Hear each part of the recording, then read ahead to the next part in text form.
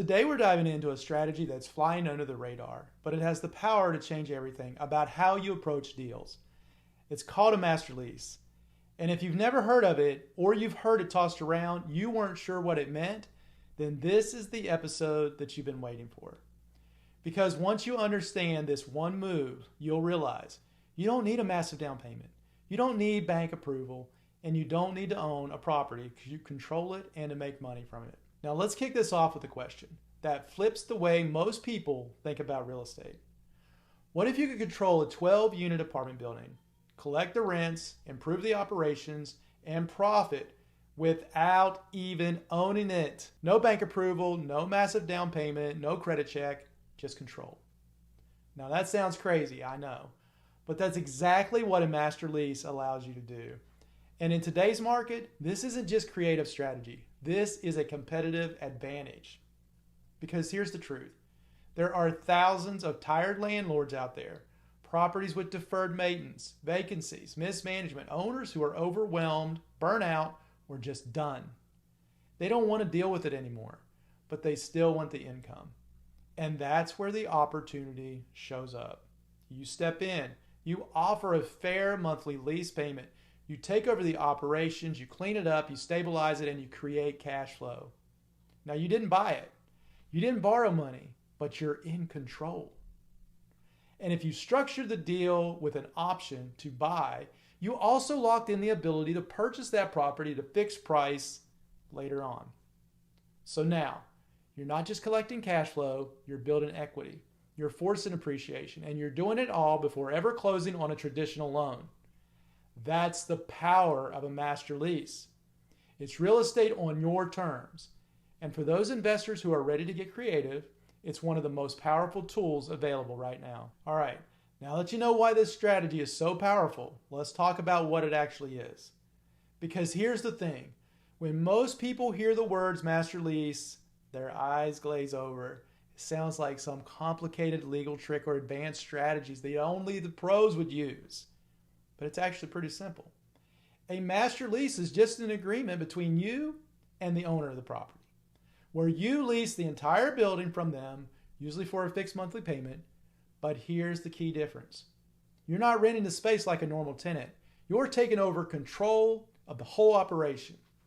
And that means you get to collect the rents from the tenants. You manage the property. You handle the repairs and maintenance. And you keep the profits after paying the owner their monthly lease payment. It's like running the business of real estate without owning the asset yet. Now, sometimes this lease is just temporary. You lease, you improve the property, you cash flow, and that's it.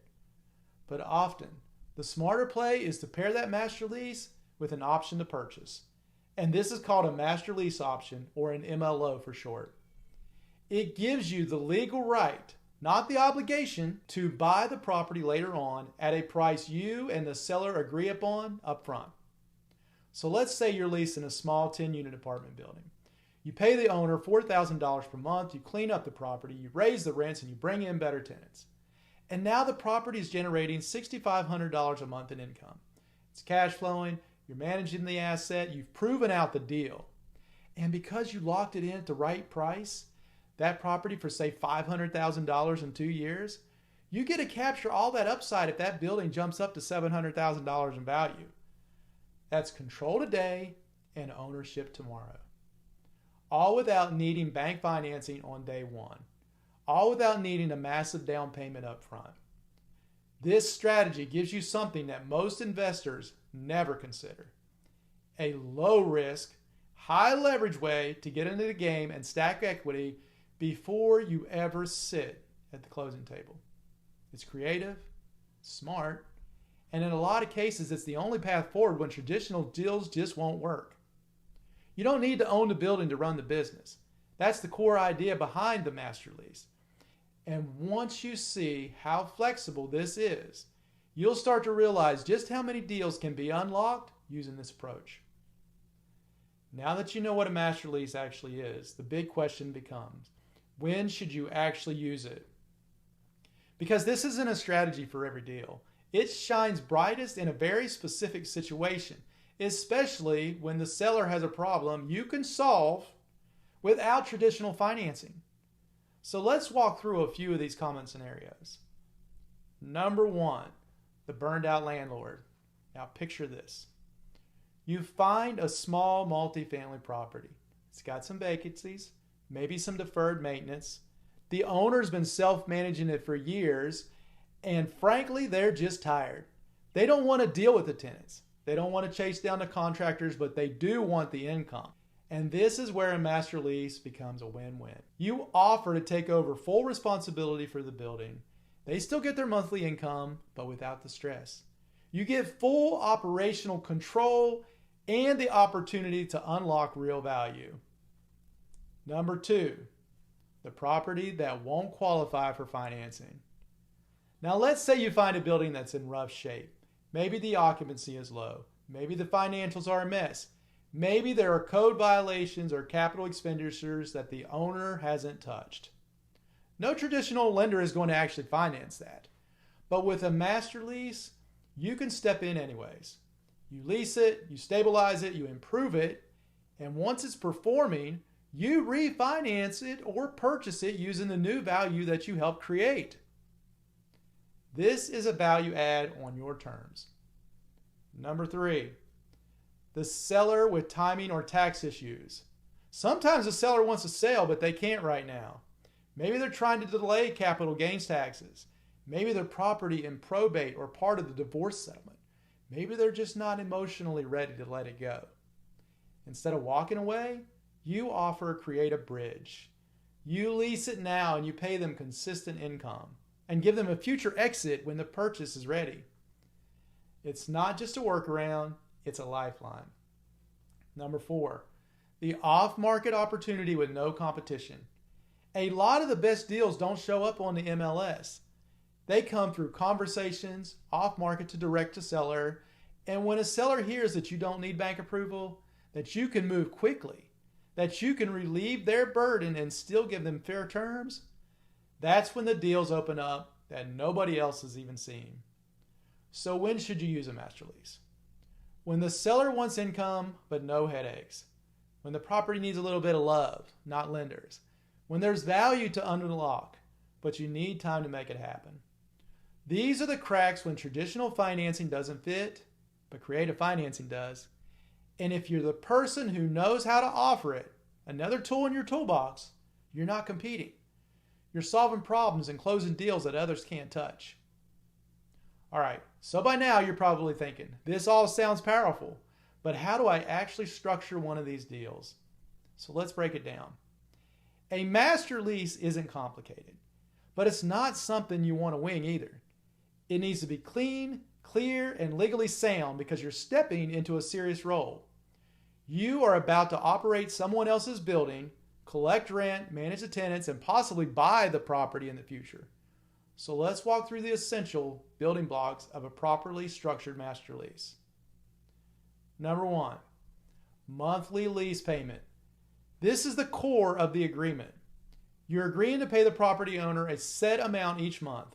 That could be a flat number, say $4,000 per month, or it could be tied to performance. For example, a base amount plus a percentage of collected rents. You want to make sure this number allows for positive cash flow. So if the property can bring you $6,500 a month and you're paying $4,000 to the owner, that leaves you with a margin for expenses, reserves, and profits. So rule of thumb, run the numbers exactly like you would a typical deal. Just because it's creative doesn't mean you get a pass on the math. Number two, term length. How long will this lease last? Most master leases run between 1 to 5 years, and you want enough time to stabilize the property, improve the operations, raise the rents, and execute your exit strategy, whether that's refinancing or exercising your purchase option. Too short, and you won't have time to make the improvements stick. Too long, and you could be locking yourself into a deal with limited upside. Sweet spot, somewhere around 2 or 3 years with an option to extend. Number three, option to purchase. Here's where it gets exciting. If you're negotiating a master lease option, you'll include a clause that gives you the right, not the obligation, to buy the property at the right price. This is where you can create real upside. You might negotiate a strike price today of, say, $900,000. And in 2 years, after increasing the rents and reducing expenses, the property appraises at $1.2 million. That is instant equity because you locked in your purchase price up front when the building was distressed. Now make sure the option includes a clear purchase price, an expiration date, and language that allows you to assign the option or buy with an LLC. And always, always, always have your attorney review this part. Number 4, responsibility breakdown. This part matters more than people realize. You need to define who's responsible for the property taxes, insurance, maintenance, capital expenditures, utility, and HOA fees, if any. In most master lease deals, you, the operator, will handle the day-to-day stuff. That includes the minor repairs, maintenance, and tenant communication. But for the big ticket items like a new roof or plumbing replacement, you may negotiate a shared responsibility or seller coverage up to a cap. This should all be in writing, no handshakes, no assumptions. Number 5, exit clause and legal protection. What happens if you want out? Or what happens if the seller breaks the agreement or tries to sell the property behind your back? You need clear exit clauses. You can walk away. Is there a penalty? Default languages like what happens if another party doesn't meet their obligation? Legal protection. Consider recording a memorandum of lease or memorandum of option with the county to protect your position. This doesn't just protect the deal. It protects your time, your investment, and your future upside. Now here are the takeaways. A master lease isn't just a tool. It's a contractual framework that gives you control. But control without clarity is a ticking time bomb.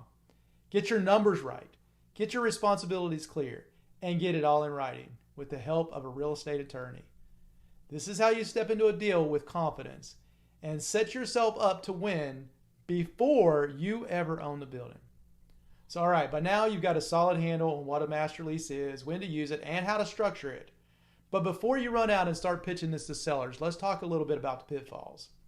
Because just like any other part of real estate, when you skip steps, guess on the numbers, or try to move fast, things can go sideways real quick. So let me walk you through the most common mistakes people make with master lease deals and how to avoid them. Pitfall number 1, overpaying the monthly lease. This is the first and most dangerous mistake. You're excited, you want control, you want the deal, and so you offer too much on the monthly lease just to lock it up. But here's the truth. If you overpay on the lease, there's no profit left. You're stuck managing a property, taking on all the responsibility for little or no return. And you're basically working for free. Or worse, paying out of pocket to keep it going. Avoid this by underwriting the deal like you would if you were buying it. Check the actual rents. Estimate true expenses. Run the math. And only move forward if the numbers work for you, not just the seller. Number 2, skipping due diligence. Just because you're not buying it doesn't mean you don't do your homework. You must walk every unit, talk to tenants, review their utility bills, confirm insurance costs, and dig into any deferred maintenance hiding below the surface. Because once you sign that lease, you're responsible. If there's a leaky roof or a falling septic system, it's your problem now. Trust but verify, and when in doubt, bring in a professional. Pitfall number 3, not recording your option. This one gets skipped all the time and can be fatal. Let's say you negotiated a great master lease with an option to purchase, but then the seller refinances or decides to sell the property to someone else, or even forgets that you have a purchase agreement. If you didn't record a memorandum of lease or option with the county, you may not have a legal leg to stand on. You need to publicly stake your claim so title companies, buyers, and lenders all see that you have the legal right in that property. Pitfall number 4, weak or vague contracts. This is a silent killer. People try to DIY the paperwork, or they grab some generic template off of the internet. But this isn't a basic rental agreement. You're stepping into a complex role with a major financial implication. The solution? Hire a real estate attorney who understands creative finance. Get your agreements reviewed and customized for your deal. It's a small cost for massive peace of mind. Bottom line, Master leases are powerful, but they're not forgiving. You need clarity, structure, protection, and discipline. If you're clear, prepared, and structured, you can walk into deals that others run away from and come out ahead. If you're sloppy or desperate, you're going to get burned. So let's zoom out for 1 second. Why is this strategy, this idea of using a master lease, so powerful right now? Why is this the moment to lean in, to learn it, and to use it? It comes down to one word: timing. Because if you've been paying attention, the market is shifting, and it's shifting fast. Interest rates are still high. Bank financing is no longer cheap or easy. Rates have more than doubled in the past couple of years, and that's made borrowing expensive, especially for investment properties. Now, what does that mean? Deals that used to cash flow with a 4% loan now barely break even at 7 or 8%. Investors are frozen, sellers are stuck, and properties are just sitting. But with a master lease, you don't need a bank loan on day one. You can bypass the interest rates completely. You can lock in a deal today while others are waiting on financing that may never come through. Now, more distressed properties are popping up. There are more deals now that need work, physically, financially, or both. Maybe the owner hasn't raised rents in 5 years. Maybe the building has deferred maintenance. Maybe it's a 40% vacancy because the seller can't keep it up. Lenders don't want to touch these properties. Buyers don't know what to do with them. But that's your opening. With a master lease, you take control. You fix what's broken, you stabilize the asset, and you make your move before everyone else catches on. Sellers are more flexible than ever. Now here's the truth. Many sellers want relief more than they want to sell. They want income, simplicity, someone to take over the headaches. They don't necessarily need a cash buyer. They need someone who can solve their problem, and that can be you.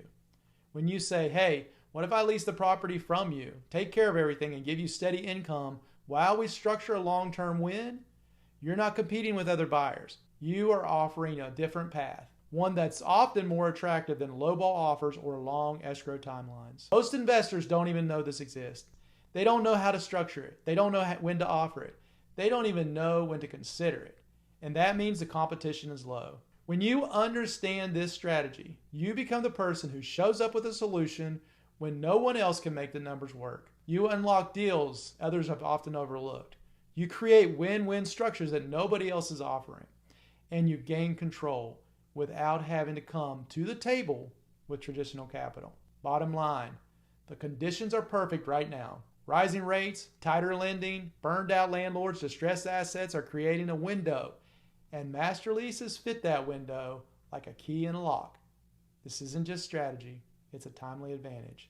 And those who understand it are about to take the lead. Now let's bring it all together. We've covered what a master lease is. We've broken it down, when to use it, how to structure it, the mistakes to avoid, and why right now is the perfect time to lean into this strategy. But none of that matters if it just stays in your head. So here's the real question. What are you going to do with it? Because this strategy isn't for people who sit on the sidelines.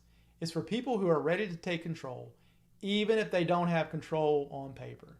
It's for people who are tired of waiting for perfect conditions, tired of missing deals because the bank said no, tired of watching someone else close the opportunity that they walked away from. Let me give you some concrete steps you can take this week. Start looking differently at listings.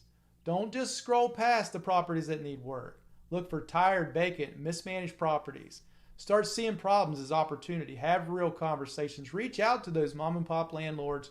Talk to the brokers about the old listings. And ask a simple question. Would the seller consider leasing the property short term while I take over operations? Build your master lease toolkit. Get a template. Study how these deals are structured. Talk to an attorney and build a simple, customizable agreement. And be ready when the door cracks open. Practice your pitch. You're not trying to trick anyone. You're offering a solution. You get your income, I take over the stress, and we set up a win-win for the future. That one sentence can unlock more doors than any lowball offer ever could.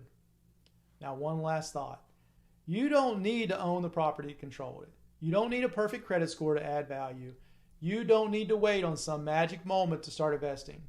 What you need is a strategy, one that works in today's environment, and that's what this is. So take it, use it, and make it yours.